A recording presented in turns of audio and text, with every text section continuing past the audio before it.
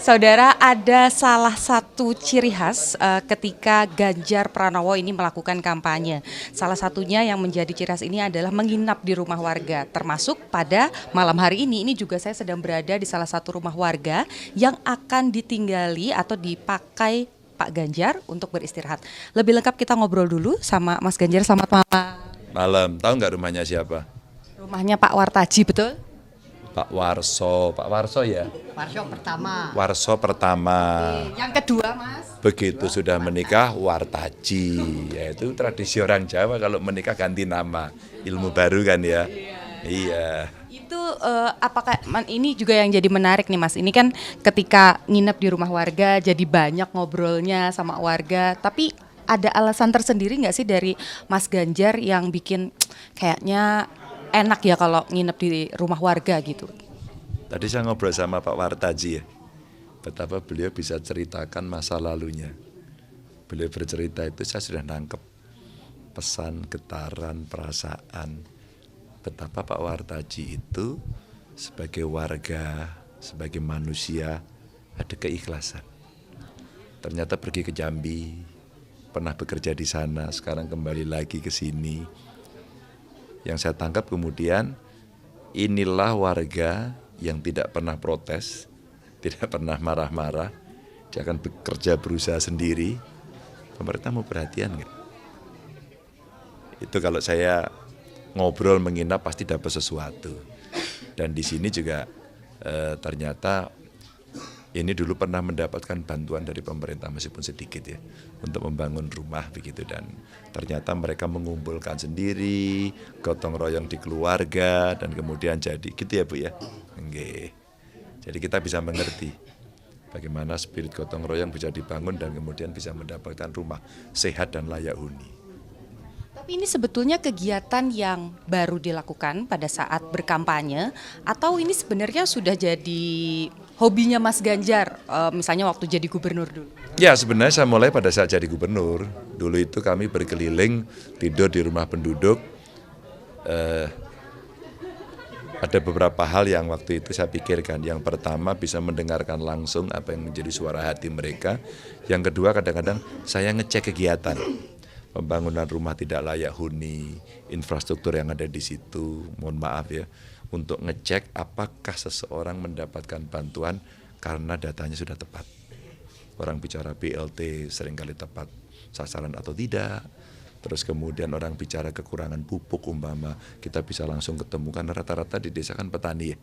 Terus kemudian kadang-kadang mereka bicara akses pendidikan, akses kesehatan. Kalau saya live in gitu kan masyarakat cerita langsung spontan. Terus kemudian kita bisa tahu. Sehingga kalau kemudian kita ingin memberikan sebuah program rasanya tidak terlalu sulit. Confirm, oh iya terus dibantu. Dia menginspirasi nanti kita buat program apa lagi ya. Apakah anggarannya perlu ditambah? Karena faktanya terjadi problem di masyarakat itu banyak dan itu membutuhkan prioritas itu. Tapi kalau boleh di-share nih sama penonton Kompas TV, sebenarnya ketika menginap, kalau tadi kan bocorannya menginap itu aktivitasnya tidur aja. Tapi sebenarnya apa lagi sih Mas yang biasanya ditemui atau dilakukan ketika menginap di rumah warga? Ya orang kan tahunya kami tamu, saya tamu, diterima, oh Pak Ganjar numpang tidur. Padahal sebenarnya remote saya sedang bekerja ya, sensor saya sedang bekerja gitu. Remote saya bekerja kalau waktu jadi gubernur itu dinas-dinas biasanya ikut. Nanti saya jalan itu nemu, oh jalannya rusak, jalannya perlu diperbaiki. Nanti saya ketemu dengan masyarakat akan ketemu, oh pupuknya di sini langka dan sulit. Nanti saya masuk pasar tahu biasanya kalau masuk pasar komplainnya Pak bocor, Pak harga naik gitu. Atau barangkali Pak Ganjar tahu nggak di sebelah rumah itu ada penyandang disabilitas. Beberapa kali Mbak kita ketemu informasi dari masyarakat Pak Ganjar itu ada ODGJ di Pasung. Yang begini-begini ini kan berkembang ketika kita bertemu. Tapi biasanya tuan rumah hanya melihat satu sisi aja. Pak Ganjar menginap. Padahal sensor saya sedang bekerja sebenarnya untuk lebih bisa merasakan. Mas, kalau boleh dong diajak lihat malam ini tempat tidurnya Mas Ganjar tuh gimana sih, di mana? Boleh lihat nggak? Ya. Oke, naik. Nuhun nggih Pak, nggih numpang nggih. ternyata. Ya ini Mbak, kalau kita menginap pasti rame, warga ikutan. Sampai belakang-belakang ya Mas ya? Iya, sampai begitu. Kadang-kadang biasanya ngobrol. Biasanya ada tambahan satu lagi. Ada tukang pijit nggak? Nanti sambil ngobrol dipijitin. Nah katanya saya mau dipinjemi di kamar ini. Kamarnya sih bagus ternyata. Mbak, ada satu yang luar biasa. Jadi jangan heran kalau kamarnya bagus. Biasanya di kampung itu kalau ada tamu itu betul-betul dianggap raja dan diberikan yang paling bagus. Kita lihat bagaimana keadaan kamarnya. Wow. Ini ya Mas ya, tempat istirahatnya. Ya, begini, dan saya menduga ini pasti diadakan tadi. Baru ya Mas ya? Itulah orang kampung, biasanya diadakan. Nah ketika diadakan maka ya dibuatlah seperti ini. Terus kemudian ya disiap-siapkan. Nah tim saya biasanya membawa beberapa peralatan tambahan gitu ya, yang biasanya saya butuhkan, terus kemudian untuk melengkapi. Tapi kalau saya lihat lantainya ini dicariin, makanya beda-beda. Yang sini Upin Ipin, yang di sini ini, dan ya seperti inilah kondisinya. Enak ya, di atasnya bolong gitu. Nah kalau ngelihat situasi rumah yang seperti ini, ya kita tahu Mas Ganjar juga berasal dari keluarga dulu, dari keluarga polisi begitu. Ngelihat yang gini-gini tuh mengingatkan sama masa kecil Mas Ganjar dulu kan? Ini pertanyaan tepat ini. Tapi waktu kecil kan menikmati situasi yang seperti itu kan kita anggap ya kami itu. Jadi kita tidak pernah berpikir yang wah seperti yang lain mendapatkan kenikmatan. Enggak, ya saya bilang ya alhamdulillah kita dapat seperti ini. Tapi dibanding rumah saya waktu kecil, benar Mbak, ini jauh lebih baik. Ini jauh lebih baik. Bahkan pada saat saya transisi dari Tawangmangu menuju Kutoarjo dan berhenti di Karanganyar, itu hanya satu kotak. Kalau orang sekarang model studio begitu. Terus kemudian ditutup, penutupnya itu pakai, bukan, bambu. Apa sih namanya, anyaman bambu, kalau kami bilang gedek gitu.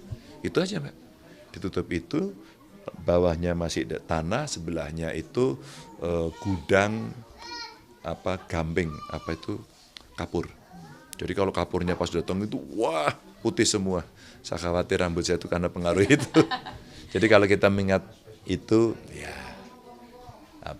betul suasana seperti kami merasakan masa lalu. Oke, tapi jadi satu pengingat juga ya Mas, bahwa bagaimanapun posisinya, apapun jabatannya, tidak boleh lupa bahwa yang begini-beginilah asalnya kita, begitu ya Mas? Satu itu, yang kedua, yang begitu, yang begini ini perlu dibantu.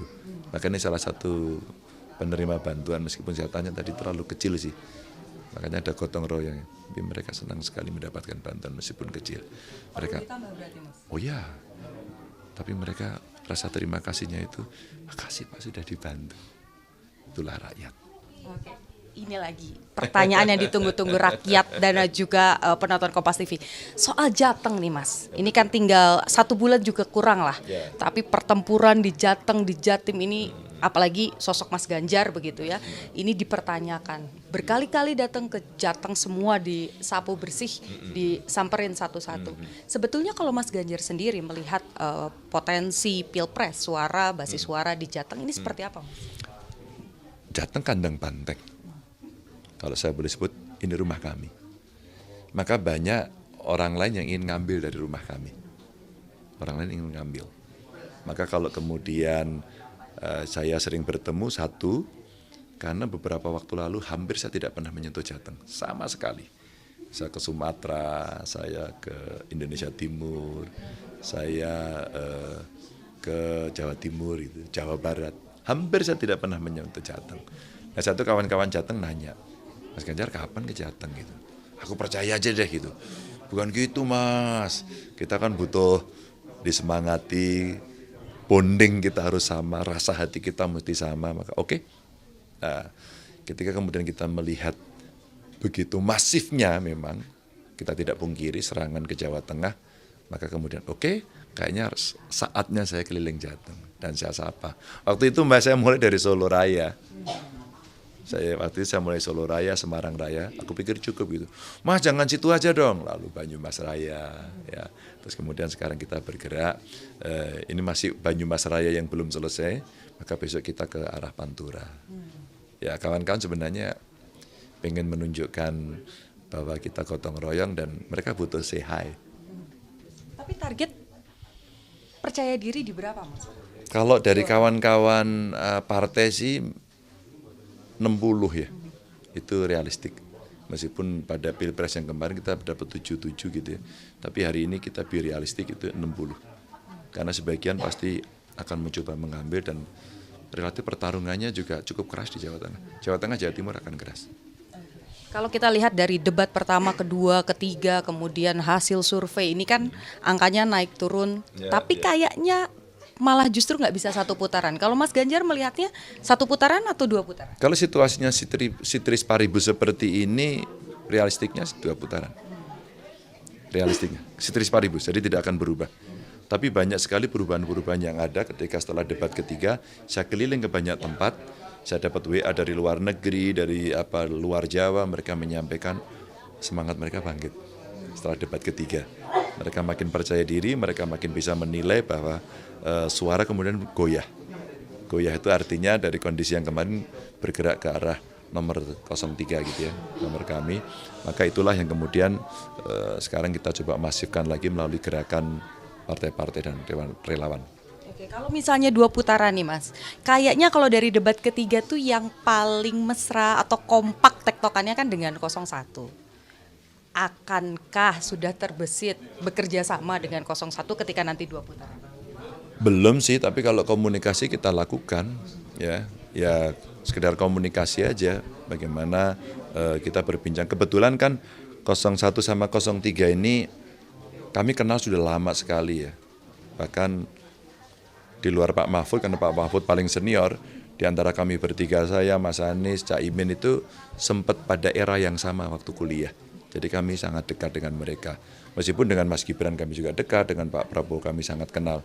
Tapi kemarin itu tidak ada desain seolah-olah kami bersekutu gitu ya, tidak. Itu ya natural aja, by proses begitu yang terjadi, tidak by design. Tapi Pak Prabowo juga memberikan golden buzzer kok ke saya setuju, ya. Kok saya setuju lagi ya, jangan-jangan memang kita sama. Oh jangan-jangan kita satu guru, saya ingat sampai 3 kali. Jadi artinya kami ini terbuka komunikasi. Pada titik tertentu politik mesti realistik karena tidak ada single majority.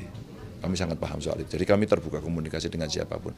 Asal pikiran kita, platform ideologi kita sama, mimpi kita pada cita-cita proklamasi dan konstitusi sama, maka buat kami oke.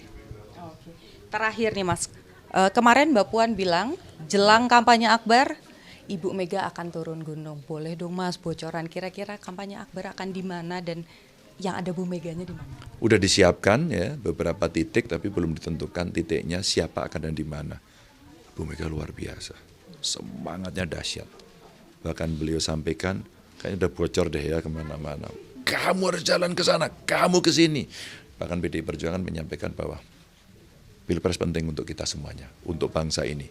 Maka caleg-caleg yang suaranya melebihi capres tidak dilantik. Maka maksimum harus sama. Artinya apa? Tidak boleh mengutamakan diri sendiri. Itu Mbak, secara moral saya juga harus ikut bertanggung jawab bersama caleg kita turun. Inilah kenapa kami keliling, kami duduk, kami ngobrol dengan mereka. Agar kita sama-sama, ini bukan tentang Ganjar Mahfud yang harus menang, tapi juga Ganjar Mahfud menang, terus kita menang hat-trick dan kita mesti kolaborasi dari sekarang. Itu. Berarti 1 putaran gas, 2 putaran gaspol gitu ya? Pasti. Oke Mas, karena katanya mau nonton bola, iya, jadi saya udah teriak-teriak. Nah makanya kita langsung gabung sama teman-teman yang di luar. Saya tidak mau mengganggu waktunya Mas Ganjar lagi. Terima kasih sudah diperbolehkan melihat tempat istirahatnya malam ini. Dan saudara, tadi kita sudah berbincang banyak sekali, bukan hanya sedikit begitu, dari mulai kebiasaan Mas Ganjar ketika berkampanye, yakni tidur di rumah warga, sampai dengan bocoran ataupun strategi pemenangan di Jawa Tengah yang merupakan basis dari PDI Perjuangan. Niputu Trisnanda, Subandi, Kompas TV, Jawa Tengah.